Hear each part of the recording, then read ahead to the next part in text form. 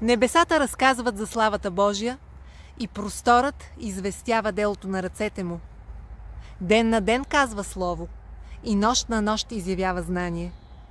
Без говорене, без думи, без да се чуе гласът им.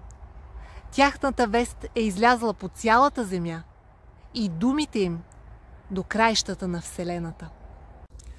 Искам да ви разкажа за една история, как една възрастна жена с примера си повлия върху моя живот. Тя беше на около 80 години, когато се запознахме.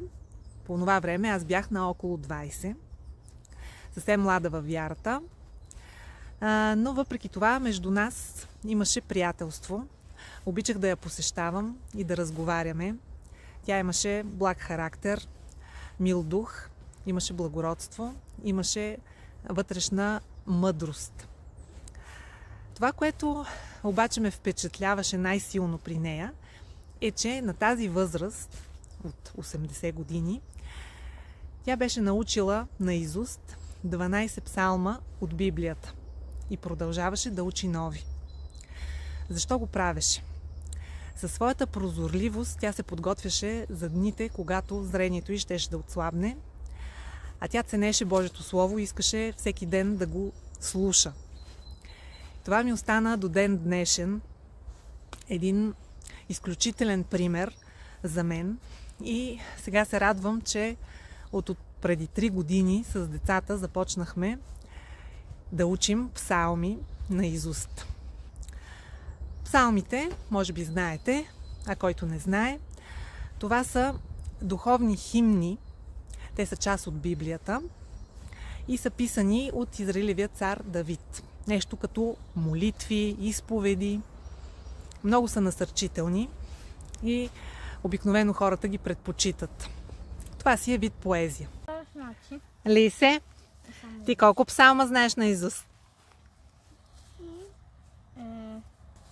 Кои знаеш? Кои псалми знаеш наизуст? Първи, втори, 8, 21. Не, 23. Господ е пастир мой. И 14. Безумния каза в сърцето си. 14. Кой ти е любимия псалм от тези? Имаш ли си любим? Да, първи. Я кажи малко от него. С изиграване ли? Да. Блажен онзи човек, който не ходи по съвета на нечестивите и в пътя на грешните не стои и в събранието на присмивателите не седи, а се наслаждава в закона на Господа и в неговия закон се получава ден и нощ. Ще бъде като дърво, посадено край потоци и води, което дава плода си на времето си, чието лист не повяхва. Във всичко, което върши, ще благоуспява. Не е така с нечестивите, а те са като плявата, която вятъра отвява. Затова нечестивите няма да усият съда, нито грешните в събора на праведните.